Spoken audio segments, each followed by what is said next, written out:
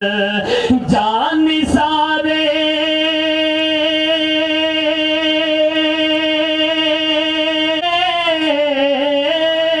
جان سارے پنجتن ہے پیر محبوب شاہ جان سارے پنجتن ہے پیر محبوب شاہ سر جان سارے پنجتن ہے پیر محبوب شاہ سر جان سارے پنجتن ہے پیر محبوب شاہ سر اپنے پیر کے نام پر ہاتھ اٹھا کر سبحان اللہ کہہ دیں کہ گفتگو کے سنیے نا ان کی گفتگو سنیے آج ان کے شہزادے کی گفتگو سنیے سبحان اللہ سبحان اللہ گفتگو کے وقت منہ سے پھول جھڑتے ہیں صدا گفتگو کے وقت منہ سے پھول جھڑتے ہیں صدا گفتگو کے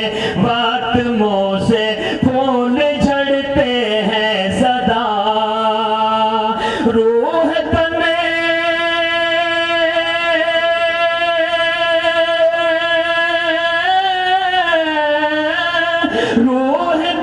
روح تن ہے پیر محبوب شاہ تکبیر نعرہ رسالت فیضان محبوبی سبحان اللہ روح تن جانے سخن ہے پیر محبوب شاہ حسن روح تن جانے سخن ہے پیر محبوب شاہ حسن جان سارے پنجتن ہے پیر محبوب شاہ حسن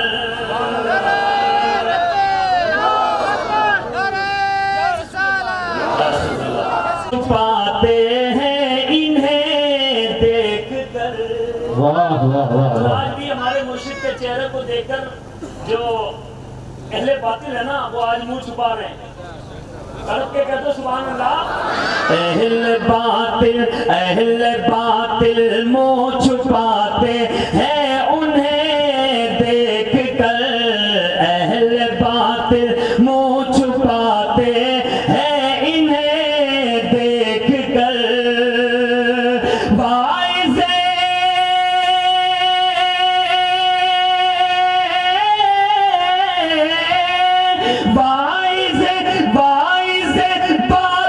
شکن ہے پیر محبوب شاہ حسن باطل شکن ہے پیر محبوب شاہ حسن جان سارے پنجتن ہے پیر محبوب شاہ حسن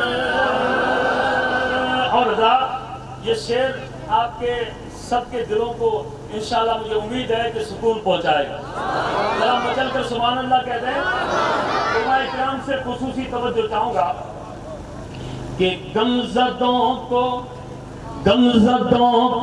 آج بھی ملتی ہے در سے راحتیں غمزدوں کو آج بھی ملتی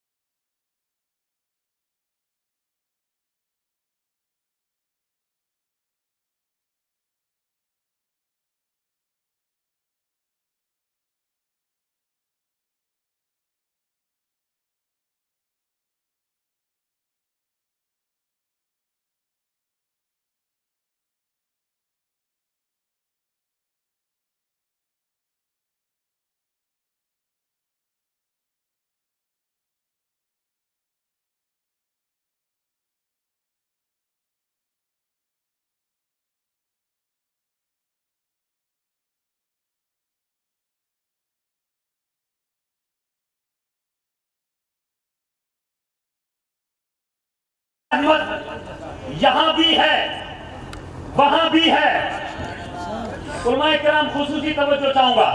نبی کا پایا رحمت یہاں بھی ہے وہاں بھی ہے. ہم غلاموں کے لیے راحت یہاں بھی ہے وہاں بھی ہے. اور وہاں پر آتش دوزخ یہاں احمد رضا والے. وہاں پر آتش دوزخ جہاں احمد رضا والے. وہابی کے لیے آفت یہاں بھی ہے وہاں بھی ہے.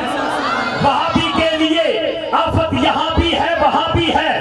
جب تک عاشق مدینے کے لیے تڑپتا رہا, ہندوستان کی سرزمین پر مصطفیٰ پہ درود پڑھتا رہا, مگر جیسا نے نظر کرم فرمایا عاشق جھومتا ہوا مدینے پہنچا, گنبد خضرا میں گیا اور گنبد خضرا کو دیکھا اور وہ جگہ جسے جنت کی کیاری کہا جاتا ہے, جب وہاں پہنچا تو عاشق بے ساختہ ہو کر پکار اٹھا, مدینہ دیکھ کر کہتا ہے یہ دیوانہ سرکار. مدینہ دیکھ کر کہتا ہے یہ دیوانہ سرکار. ہم غلاموں کے لیے جنت یہاں بھی ہے وہاں بھی ہے. ہم غلاموں کے لیے جنت یہاں بھی ہے وہاں بھی ہے. اب یہ پھولوں کی مالا جو ہمارے باقر سر کے لوگوں نے مل کر, تمام کمیٹی کے ممبران حضرات اور پوری جماعت کے لوگوں نے مل کر جو پیشاب کی جائیں اور اوڈانی پیشاب کو اٹھائیں, یہ ہمارے جو مارواڑ کی ایک بہت اچھی رسم ہے اوڈانی کے طور پر. وہ اوڈانی جناب حاجی حسن خان جی اٹھائیں گے.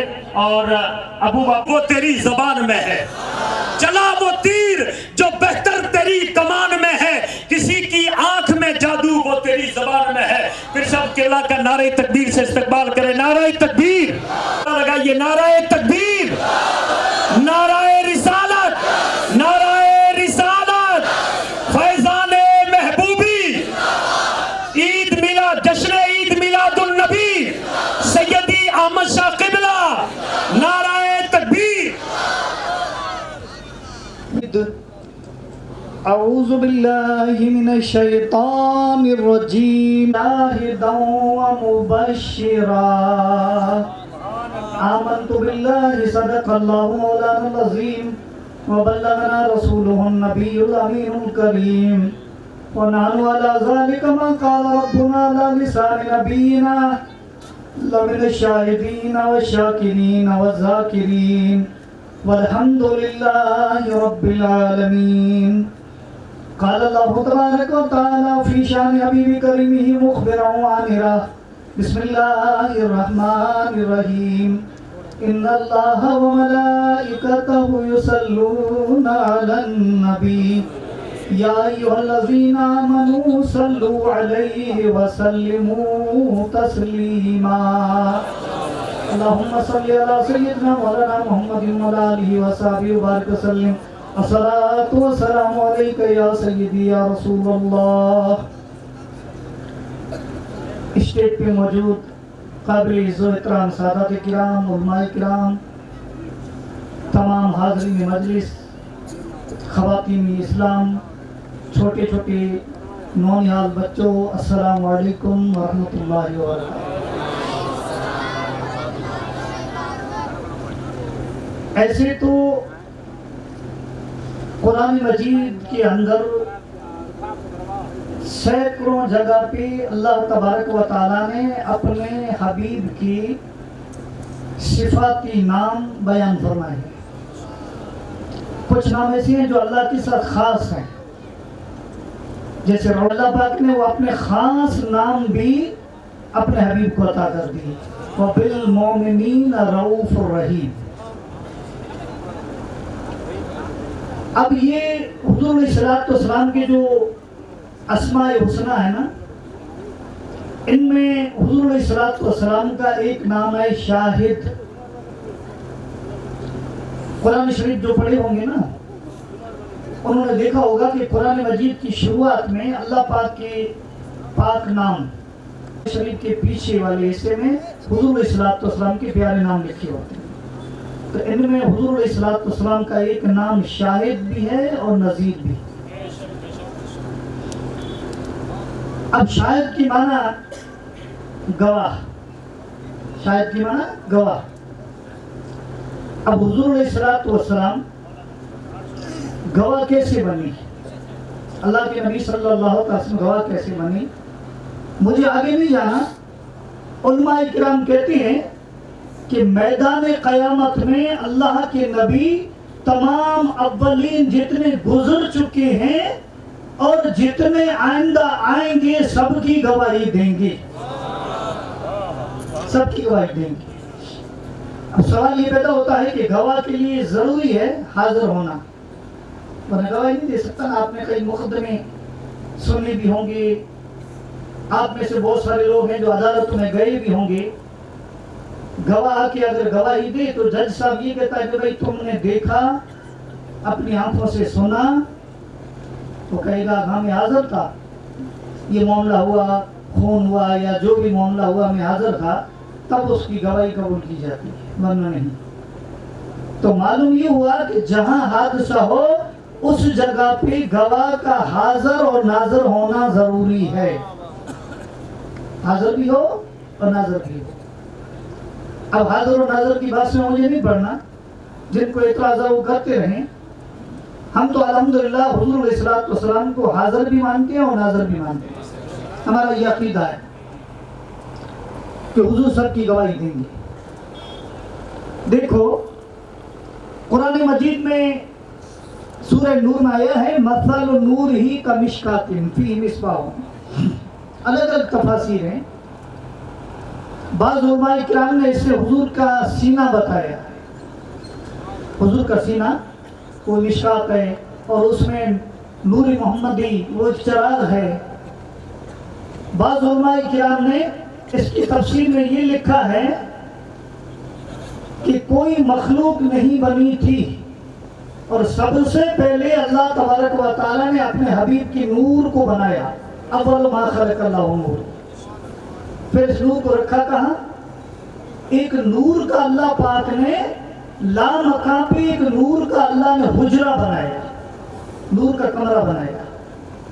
بعض علماء کرام یہ کہا کہ اس کی طرف اشارہ ہے کہ اللہ کے نور کی مثال یہ ہے جیسے مشکات, کوئی فانوس ہو نا, کوئی چراغ ہو اس میں فانوس ہوتا ہے نا, تو اللہ نے ایک حجرے میں رکھا نور محمدی کو. سب سے پہلے حضور کی نور کو بنایا اور بعد میں یہی نور انبیاء کرام کی پشتوں سے پاک ارحام سے منتقل ہوتا ہوا جب مکے میں آیا تو اللہ پاک نے فرمایا کہ ہم نے بھیجا. مطلب پہلے کہیں تھے جب تو بھیجا. اب حضور اسلام کو بھیجا تو اسی دن کو ہم عید میلاد النبی مناتے. کیونکہ میں نے یہاں بورڈ دیکھا, اس میں لکھا ہوا تھا کہ مسجد کی سنگی بنیاد اور جشن عید میلاد النبی. اور ظاہر بات ہے کہ میرے لیے دونوں موضوع ضروری ہیں. سنگی بنیاد کی بھی بات کر دوں, مسجد کی بھی بات کر دوں اور عید میلاد النبی کے بارے میں بھی کہتے ہیں. تو حضور کی میلاد جس دن ہوئی 12 ربیع الاول کو, اس دن ہم خوشی مناتے ہیں. اب اعتراض کرنے والے تو کئی اعتراض کرتے ہیں, ہمیں ان کی اعتراض پہ دھیان نہیں. ابھی ایک نیا اعتراض آیا, اگر حضور کی جنم کی خوشی, حضور کے آنے کی اتنی خوشی ہوتی تو پھر مکے والوں نے کیوں خوشی نہ منایا؟ یہ ایک سوال آیا. ارے بھیا جب حضور کا جنم ہوا اور اعلان نبوت فرمایا اس وقت مکے میں مسلمان کوئی تھا ہی نہیں, سب کافر ہی تھے نا. سب سے پہلے اسلام لے آئے حضرت سیدنا ابوبکر صدیق, خواتین میں حضرت بی بی خدیجہ الکبریٰ, بچوں میں حضرت علی المرتضیٰ, غلاموں میں حضرت زید. حضور کا جنم ہوا اس وقت کوئی حضور کا کلمہ پڑھنے والا نہ تھا. حضور کے آبا و اجداد حضرت عبداللہ, عبد المطلب سب موحد تھے, سب موحد تھے.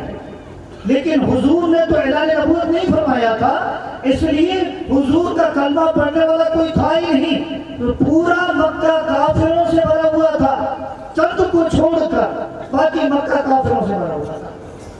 اب ظاہر بات ہے کہ جب حضور مدینے میں تشریف لے آئے, حضور جب مدینے میں تشریف لے آئے تو حضور کا سواگت کیا مدینے والوں نے. بچیوں نے گیت گائے طلع البدر علینا, دف بجا کر. ہم دف تو نہیں بجا رہے ہیں ڈھول نہیں بجا رہے ہیں، ایسے نعرے لگاتے ہیں، وہ تو لگانے دو، ورنہ اگر ان نعروں پہ پابندی لگاؤ گے تو پھر ہمارے دیوانے مصطفیٰ کے دیوانے دف لے کے بھی آ جائیں گے، اور کوئی آنے والا فتویٰ لگائے گا تو دلیل دیں گے کہ وہ مدینے کے انصار کی بچیوں کی سنت ہے، اور نوجوان اپنی تلوار لے کے ڈھالوں پہ مارتے تھے اور کہتے تھے طلع البدر علینا۔ اب مکے والوں نے اس لیے عید نہیں منائی کہ مکے میں حضور کی ولادت کے موقع پہ کافر تھے، اور مدینے والوں نے اس لیے عید منائی، حضور کی آمد کی خوشی منائی کہ حضور تشریف لائے، اس سے پہلے 100 گھر مدینے میں مسلمان ہو چکے تھے، 100 گھر ہو چکے تھے، ان نے خوشی منائی۔ اب آپ سمجھ گئے کہ حضور کی آنے کی خوشی کافر نہیں مناتا، حضور کی آنے کی خوشی کافر نہیں مناتے، اور جو خوشی مناتے ہیں وہ مومن ہیں۔ تو ثابت یہ ہوا کہ مکے والی کافر تھی، اس لیے خوشی نہیں منائی۔ ہاں حضرت عبداللہ نے منائی، حضرت عامرہ زہرا نے منائی ہوگی، حضرت عبد المطلب نے منائی ہوگی، لیکن باقی جو کافر تھے انہوں نے نہیں منائی، اور مدینے والے تو مومن تھے، اس لیے حضور کی آمد کی خوشی منا رہے ہیں۔ یہ عید میلاد النبی صلی اللہ علیہ وسلم کی عقیدت ہے۔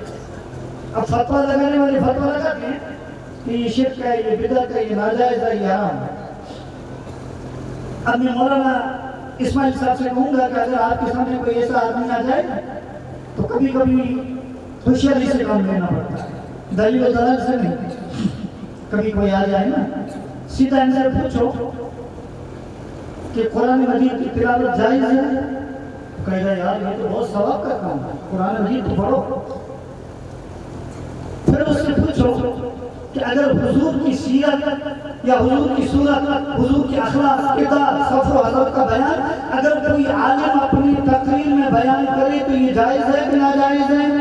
تو ناجائز وہ بھی نہیں بتائی، کیونکہ وہ بھی جلسہ رکھتے ہیں، جلسہ سیرت النبی، وہ بھی بیان کرتے ہیں۔ پھر مولانا اس سے سوال کریں کہ بتاؤ یہ نعتیں پڑھنا جائز یا ناجائز؟ تو وہ بھی منع نہیں کرے گا، کیونکہ حدیث پاک سے ثابت ہے کہ اللہ کے نبی صلی اللہ علیہ وسلم خود حضرت حسان ابن ثابت کو نعت پڑھنے کا حکم دیتے تھے۔ تو نعت پڑھنا سنت صحابہ اور نعت پڑھانے کا حکم دینا سنت مصطفیٰ۔ اب ان سے پوچھو کہ نعت پڑھنا جائز ہے ناجائز ہے؟ جائز ہے، حدیث پاک سے سنت ہے۔ پھر ان سے پوچھو کہ درود صلاۃ و سلام پڑھنا یہ جائز کہ ناجائز؟ تو کہے گا بھائی یہ تو رب نے حکم دیا ہے، صلو علیہ وسلم تسلیما۔ پھر ان سے یہ پوچھو کہ اگر کوئی مہمان ہے انہیں کھانا کھلانا، غریبوں مسکینوں کو کھانا کھلانا یہ جائز کہ ناجائز؟ تو کہے گا بھائی یہ تو جائز ہے، ثواب کا کام ہے۔ پھر ان سے کہو کہ بھائی میلاد میں یہی چیزیں تو ہوتی ہیں، اور کیا ہوتا ہے؟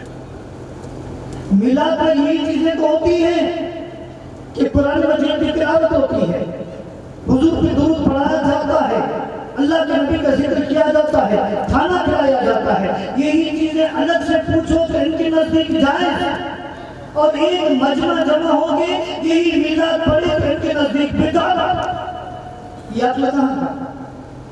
یہ تو ایسا ہوا کسی سے پوچھو کہ یہ پھول سونگنا کیسے ہے؟ جائز ہے۔ اس میں الگ الگ قسم کے پھول ہوں، چمیلی کی کہے جائز، گلاب کے پھول ہوں کہے جائز، رات رانی کے پھول ہوں کہے جائز۔ پھول سونگنا تو جائز ہے، خوشبو ہے نا۔ پھر اسی آدمی سے پوچھو کہ بھائی ان سب پھولوں کو ملا کے ان کا عطر نکالا جائے اور شیشے میں رکھ دیا جائے تو فتویٰ لگائے گا ناجائز؟ ارے ظالم ابھی تو کہہ رہا تھا کہ پھول سونگنا جائز ہے، اب ان پھولوں کا عطر نکالا تو ناجائز ہو گیا۔ تو ظالم تو الگ الگ سے پوچھ رہی ہے، تو کہہ رہا ہے سیرت مصطفیٰ بیان کرنا بھی جائز، صلاۃ و سلام بھی جائز، کھانا کھلانا بھی جائز۔ اب یہ پورے جتنے بھی حضور کی زندگی کی واقعات ہیں، درود و سلام ہے، ان کو ایک جگہ پہ جمع ہو کر اگر مسلمان بیان کرے تو میرے نزدیک ناجائز ہے۔ بالا عید میلاد النبی صلی اللہ علیہ وسلم جائز۔ اللہ نے حضور کے نور کو ایک حجر میں رکھا۔ اب مجھے یہ بتاؤ حضور حاضر ناظر ہے تو پہلے بھی تھے اور اب بھی ہیں، صحابہ کرام کے زمانے میں تھی اور اب بھی ہیں۔ ہر وقت حضور حاضر ناظر رہتے ہیں. مجھے بتاؤ، کئی بار تم نے علماء سے سنا ہوگا کہ حضرت آدم علیہ السلام کی عمر 1000 سال کی تھی. سنا ہے نہیں سنا؟ کیا تم آدم علیہ السلام کے زمانے میں تھے؟ آدم علیہ السلام 300 برس تک دنیا میں گھومتے رہے، توبہ قبول نہیں ہوئی. بعد میں حضور کے نام کے وسیلے سے توبہ قبول ہوئی. تمہیں کیسے پتا لگا آدم علیہ السلام کی عمر؟ ہمیں تو ہمارے دادا کی عمر کا بھی پتا نہیں. مجھے کوئی میرے دادا حاجی غلام رسول محمد صاحب کی عمر کے بارے میں پوچھے، مجھے پتا نہیں. اور مولانا ایک عام آدمی کہہ رہا ہے کہ آدم علیہ السلام کی عمر 1000 سال، نوح علیہ السلام کی عمر 900 سال. اس آدمی ریچوڑی والے یا بھاکر والے سے سوال کرو کہ تجھے کسی بتا ہوا حضرت آدم کی عمر 1000 سال؟ تو کہے گا بھائی میں نے تو مولانا سے سنا. مولانا سے پوچھا کہ بھائی مولوی صاحب، آدم کے زمانے میں تو تم نہ تھے، نہ تمہارے دادا نہ پردادا، تم سب نسل آدم سے ہو، تو تم کو کیسے پتا لگا کہ حضرت آدم کی عمر 1000 سال؟ مولانا کہیں گے کہ میں نے تو حدیث میں پڑھا. اب حدیث میں جب پڑھا تو حدیث بیان کرنے والا صحابی ہوگا، سمجھ لو حضرت ابو ہریرہ ہوں گے. ان سے پوچھو کہ ابو ہریرہ آپ تو حضرت آدم کے زمانے میں تھے بھی نہیں، اور آپ کو کیسے پتا لگا حضرت آدم کی عمر 900,000 سال، نوح علیہ السلام کی عمر 900 سال؟ تو حضرت ابو ہریرہ کہیں گے کہ میں نے تو نہ آدم کو دیکھا نہ اس زمانے میں تھا، میں نے تو جناب محمد رسول اللہ سے سنا. پھر حضور سے سوال کرنے والا کہے گا کا اندازہ لگایا ہے یا کچھ آپ کو پتا ہے؟ حضرت آدم کی عمر کا کچھ اندازہ لگا کے بتایا ہے کہ نہیں؟ حضور فرمائیں گے میں یقین سے کہتا ہوں کہ آدم علیہ السلام کی عمر 1000 سال، نوح علیہ السلام کی عمر 900 سال. تو حضور آپ کو کیسے پتا لگا؟ آپ تو نہیں تھے. تو جواب ملے گا کہ تجھے پتا نہیں، اللہ نے مجھے ایک نور کے حجرے میں رکھا تھا اور وہاں سے میں سب دیکھ رہا تھا. نوح علیہ السلام نے کشتی بنائی، میں دیکھ رہا تھا. حضرت ابراہیم کو آگ میں ڈالا، میں دیکھ رہا تھا. موسیٰ علیہ السلام دریا عبور کر کے جا رہے ہیں، فرعون ڈوب رہا ہے، میں اس حجرے سے دیکھ رہا تھا. میں اپنے والد عبداللہ کو دیکھ رہا تھا. میری ماں حاملہ نے ولادت کے وقت ایک نور دیکھا، میں دیکھ رہا تھا. عیسیٰ علیہ السلام مردوں کو زندہ کر رہے ہیں، میں دیکھ رہا تھا. اس حجرے میں دیکھ رہا تھا جب تو گواہی دے رہا. اسی کو جو کہتے ہیں شاہد گواہی دینے والا، اسی کو جو کہتے ہیں حاضر و ناظر. ورنہ کوئی کہے حضور آپ تو عیسیٰ کے زمانے میں تھے نہیں، آپ موسیٰ کے زمانے میں تھے نہیں، پھر کیسے کہہ رہے ہیں کہ فرعون ڈوبا، موسیٰ کو اللہ نے نجات دی، عیسیٰ علیہ السلام مردہ کو زندہ کرتے تھے، پوریوں کی شفا دیتے تھے، حضور آپ تو تھے نہیں؟ جواب ملے گا کہ اللہ نے میرے نور کو حجرے نور میں رکھا تھا اور وہاں سے میں دیکھ رہا تھا. اور آج میں قبر منور میں ہوں، پھر بھی دیکھ رہا ہوں.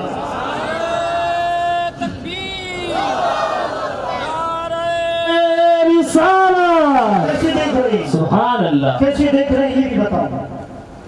ایک مولوی کتاب پڑھ کے دیکھیے، سنیں کس سے.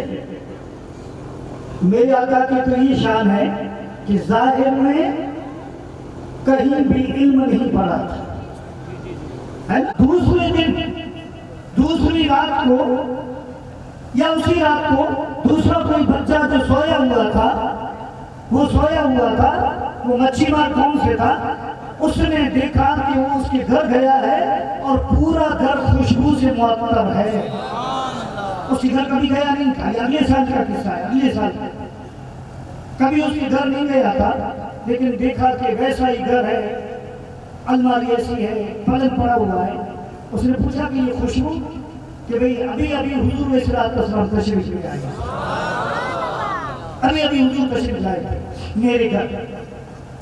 وہ صبح اٹھا اور اس کے گھر پہنچا، اس بچے کے گھر پہنچا اور اس بچے سے کہا کہ بھئی میں نے ایسا خواب دیکھا ہے، میں نے حضور کو دیکھا نہیں لیکن تیرا گھر دیکھا، تو نے آج کیا کیا ہے؟ کہا پوری رات میں درود شریف پڑھتا رہا اور صبح حضور کی ولادت کی خوشی میں کیک کاٹا. تو جو درود پڑھتا ہے سر کا تشریف لے آتے ہیں. وہ سید صاحب درود شریف پڑھتے تھے، زندہ ہیں، ان سے قسم دے کے پوچھ سکتے ہو، آج بھی زندہ ہے، ہمارے خاندان سے تھے.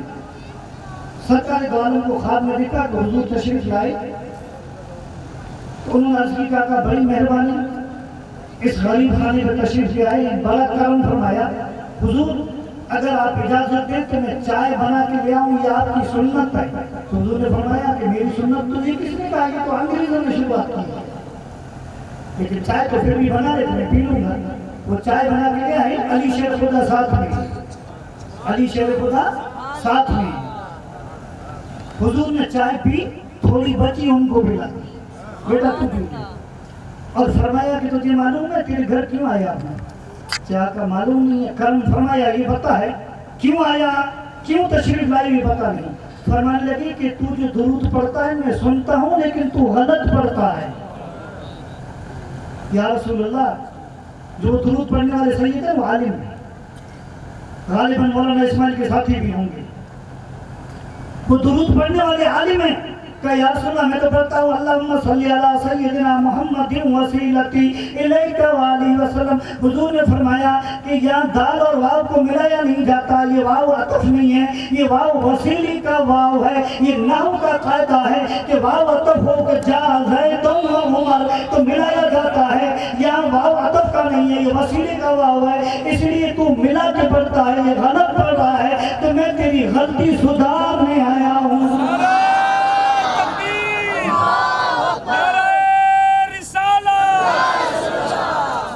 تعجب کی بات ہے کہ درود پڑھنے والا عالم، مونی شریف ادارے سے فارغ، مولوی ہو، نحو کی قاعدے سے واقف، لیکن وہ غلط پڑھ رہا ہے، اسے پتہ نہیں، اور مدینے والے کو خبر منور میں بتا دیتا ہے۔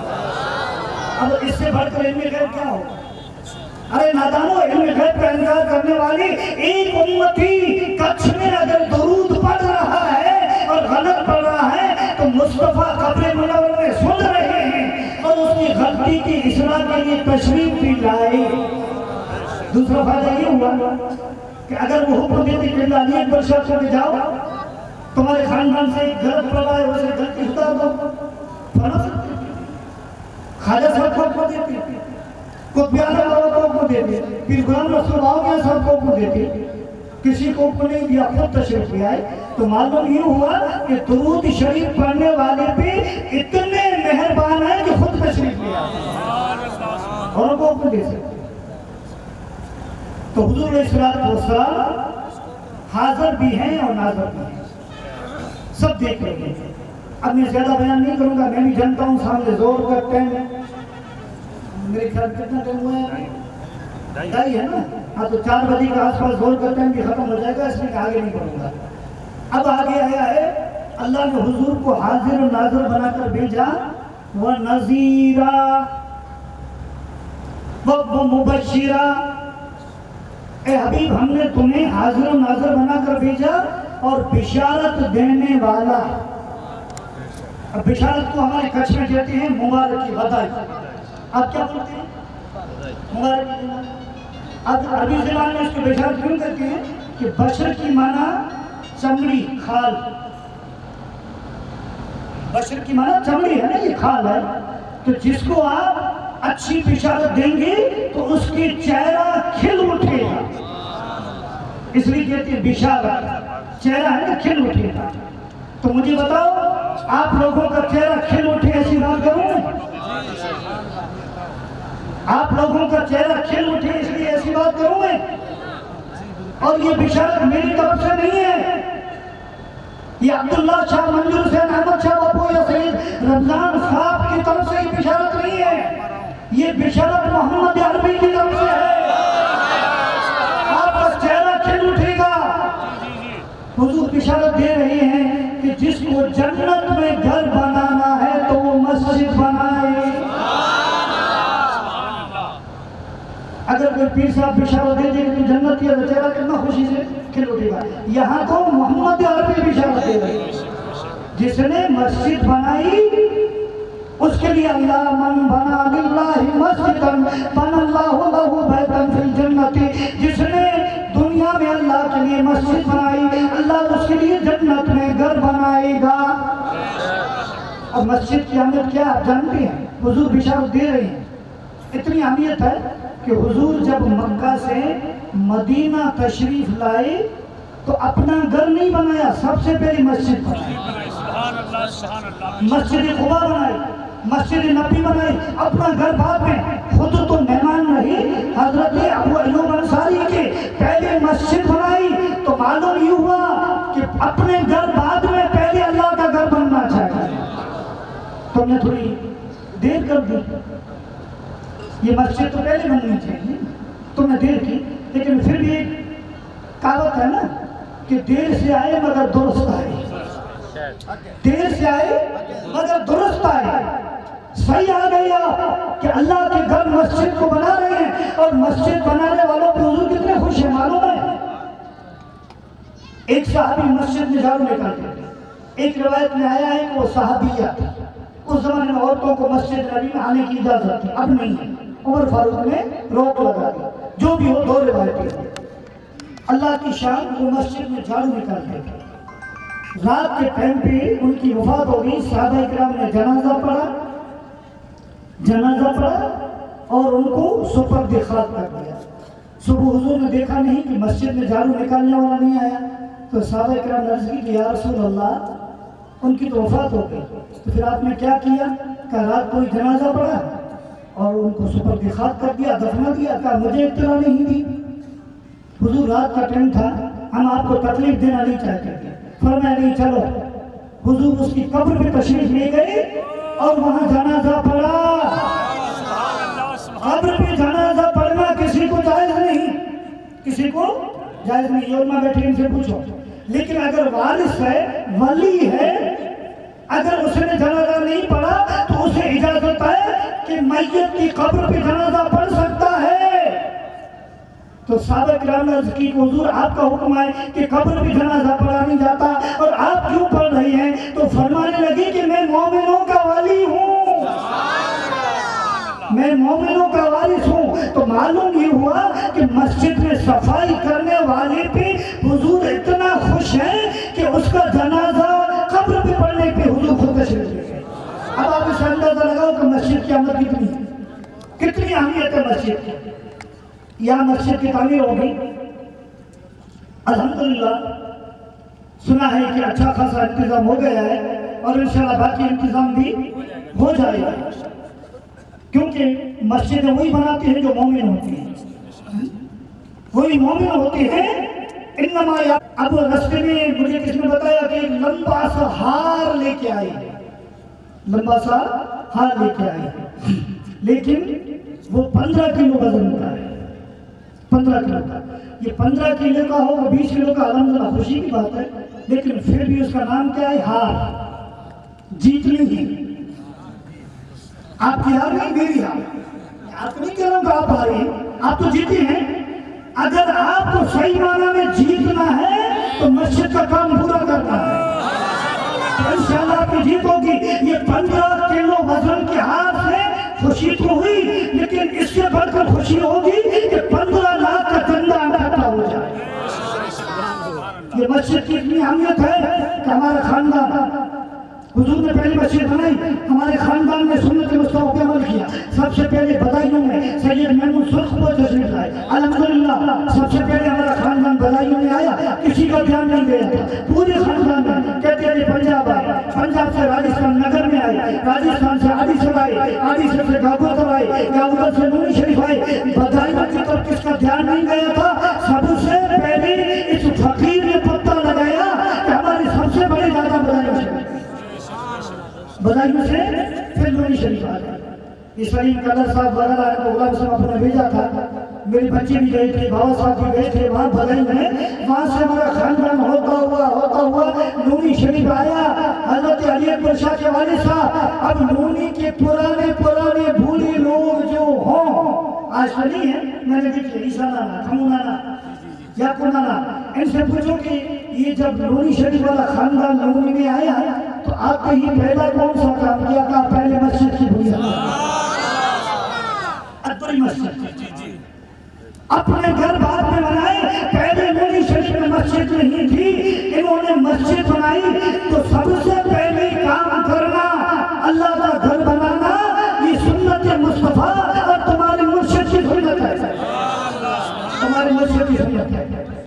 اور مسجد میں تعاون کرنا کتنا ثواب ہے. حدیث پاک میں آیا ہے کہ کوئی مسجد بنائے ایک چھوٹی گھونسلے میں، اب اتنی چھوٹی مسجد تو نہیں بن سکتی، پھر حضور نے مثال دی ہے اتنی مسجد بنائے چھوٹی سی، پھر بھی اللہ اس کے لیے جنت میں ہو سکتا ہے کہ وہ کہے نہیں بنانا تجھ سے جنت سے کیا مطلب، وہاں بھی دور ہو، ہم رسول اللہ کے جنت رسول اللہ جنت بنانا ہے تو مسجد میں تعاون کرو.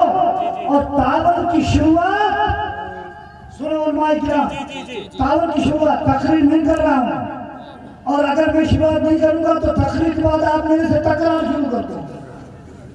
آپ کرو نہ کرو یہ مولوی تکرار شروع کر دیں گے.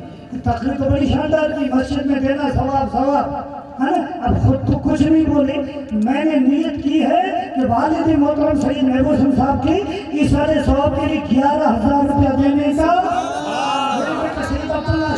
منظور سے اور میرے خاندان کی طرف سے یہ بھی دے رہے ہیں، سب ملا کے 21,786 ہماری طرف سے شدہ. نعرہ تکبیر، نعرہ رسالت، سادات کرام، واہ واہ واہ واہ واہ. شروعات کر دی ہے. اب تقریر کے بعد تکرار مت کرنا، تقریر کے بعد تکرار مت کرنا. اور اگر آپ نے اس مسجد میں کچھ نہیں لکھایا، مولانا چاند محمد صاحب، اسماعیل صاحب، مولانا اگر ان لوگوں نے مسجد کے چندے میں کچھ نہ لکھایا تو مجھے حق ہے کہ میں ان سے تکرار کروں گا. پھر میں تکرار کروں گا. میں تو بچ گیا، میں تو بچ گیا، تکرار نہیں کروں گا. یہ مسجد کی فضیلت ہے. اب مسجد کے بارے میں آپ کو صرف ایک صحیح سمجھ، ایک خدا کی شان رات دن دعائیں مانگتے تھے کہ مولا تیرا گھر بنانا ہے. اللہ مسبب الاسباب ہے. اس زمانے میں ہمارے کچھ کا ایک سیٹھ آدمی، کچھی آدمی رہتا تھا افریقہ دارالسلام میں. خدا کی شان اسے بیماری ہو گئی، اور بیماری کیا ہوئی؟ ہچکی. اپنے کھانا کھاتے ہیں ہچکی آتی ہے. آپ کیا ماروڑی میں کیا بولتے ہیں؟ ہچکی. اس طرح سے کھانا ہضم نہیں ہوتا تو ہمارا معدہ اس کو دھکا دیتا ہے. یہ ہچکی کی بیماری ہو گئی، اور اس نے افریقہ میں کئی علاج کروائے لیکن کوئی فرق نہیں پڑا. اب یہ کچھ میں آیا، سنا کہ کچھ میں بڑے بڑے حکیم لوگ ہیں، تو بہت سارے حکیموں کے پاس گیا، انہوں نے دیسی دوائیں لکھوائی، کھلائی، لیکن ہچکی میں فرق نہیں پڑی. ہچکی شروع ہو جائے تو 2-3 گھنٹوں تک چلے. اب ان بزرگ کے پاس آیا کہ حضور کوئی تعویذ بنا دو، کوئی دوا دو، افریقہ سے آیا ہوں اور ہچکی بند نہیں ہو رہی. انہوں نے کہا کہ میں تجھے 2 گولیاں دوں گا، ایک گولی صبح کھانا، ایک شام کو، ہچکی بند ہو جائے گی. تو ٹھیک ہے، صرف 2 گولیاں دی، کھائی، پورا دن ہچکی نہیں آئی. دوسری گولی 2 دن 3 دن، لیکن شرط یہ ہے ہچکی بند ہو جائے گی لیکن مجھے مسجد بنانے کے لیے 10,000 کی ضرورت ہے، تجھے دینے پڑے. وہ افریقہ سے آیا تھا، اس نے کہا مجھے منظور ہے. افریقہ میں کئی علاج کروائے، لاکھوں روپے خرچ کر ڈالے، ہچکی بند نہیں ہو رہی ہے. انہوں نے گولیاں کھلائی، 2 دن دیکھا، 4 دن دیکھا، روز ہچکی آئے. 10 دن تک رہا، ہچکی نہیں آئی. 10,000 نکال کے مسجد کے لیے دے دیے. اب کچھ کے دوسرے جو حکیم لوگ تھے وید لوگ، انہوں نے کہا یار یہ 2 گولیوں میں کیا معجزہ تھا، کہ کون سی دوا تھی کہ 2 گولیوں سے ہچکی بند ہو گئی. ان کے پاس آئی کہ خدا یہ نسخہ ہمیں بھی بتاؤ، یہ نسخہ ہمیں بھی بتاؤ، 2 گولیاں کھائے اور ہچکی بند ہو جائے. کہ مت پوچھو، یہ نسخہ مت پوچھو. انہوں نے ضد کی کہ بتانا پڑے گا.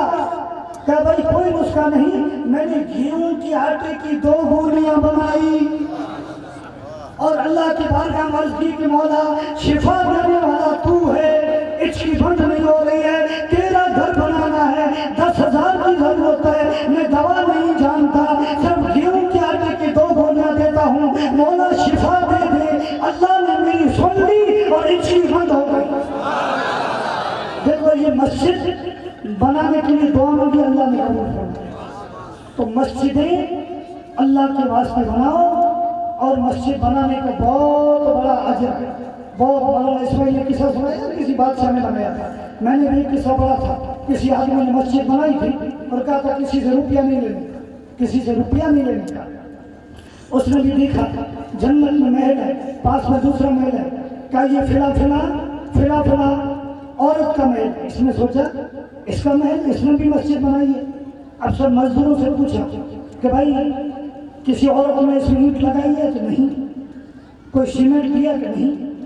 ایک مزدور نے کہا ہاں، ایک دن ایسا ہوا کہ میں سیمنٹ بنا رہا تھا اور پانی ختم ہو گیا، ایک عورت پانی بھر کے مٹکا لے کے جا رہی تھی، اس نے دیکھا کہ سیمنٹ بنانا ہے، پانی نہیں ہے، تو اس نے 2 مٹکے پانی کے ڈال دیے۔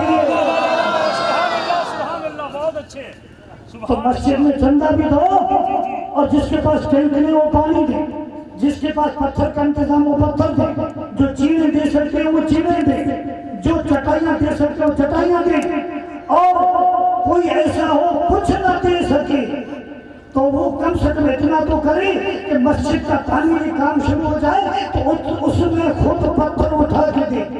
یہ میری مصطفیٰ کی سنت ہے۔ جب مسجد قبا بنائی تو حضور خود پتھر اٹھاتے تھے، مسجد نبی بنی تو حضور خود پتھر اٹھاتے تھے۔ اور یہ مسجدیں ہوں یا اولیاء اللہ کی درگاہیں ہوں، ان میں پتھر اٹھا کے دینا یہ نبیوں اور ولیوں کی سنت ہے۔ میں نے قصہ بنا تھا، یہ آخری قصہ بیان کر رہا ہوں۔ غوث اعظم عبد القادر جیلانی کا مزار جب ان کی بیٹی سیدنا عبد الوہاب نے بنایا، مزدور لگے، کوئی اینٹیں دے رہا ہے، کوئی چونا دے رہا ہے، کوئی کڑیا کام کر رہا ہے۔ ایک مزدور ایسا ہے کہ پورا دن مزدوری کرے اور شام کا ٹائم ہو تو مزدوری لیے بغیر غائب۔ سیدنا عبد الوہاب غوث اعظم کے فتوہ تلاش کرتے ہوئے مزدور کہاں گیا کہ معلوم نہیں، بغداد کا نہیں ہے، کہیں باہر کا لگتا ہے۔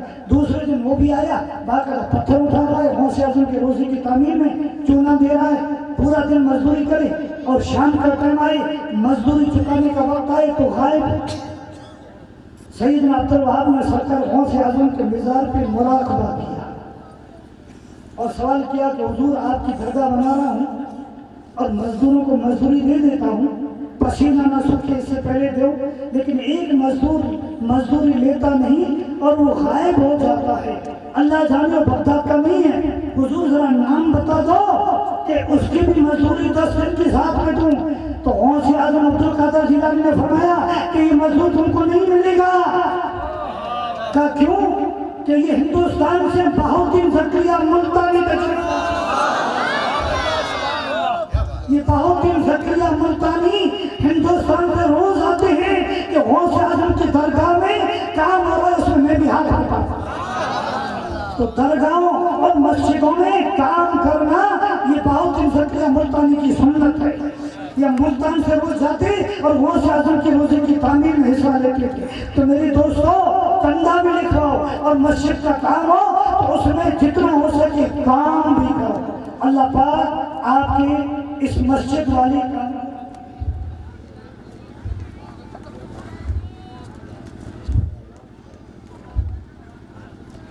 ٹھیک ہے۔ اب اعلان تم یا حبیب سلام علیکہ، صلوات اللہ علیکہ، جس نے یہ محفل سجائی اور پڑھ کر جو سنایا، سننے کے لیے جو آیا، سب پر وہ رحمت کا سایہ۔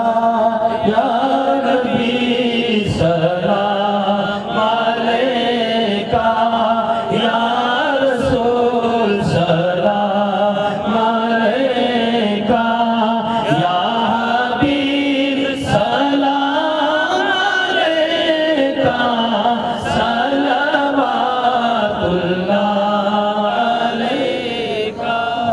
بسم اللہ الرحمن الرحیم، اللہم صلی علی سیدنا مولانا محمد وعلی آلہ وصحبہ وآل بیتہ وبارک وسلم، صلاۃ و سلام علیک یا رسول اللہ، رب اجعلنی مقیم الصلاۃ من ذریتی، ربنا وتقبل دعاء، ربنا اغفر لی ولوالدی وللمؤمنین یوم یقوم الحساب۔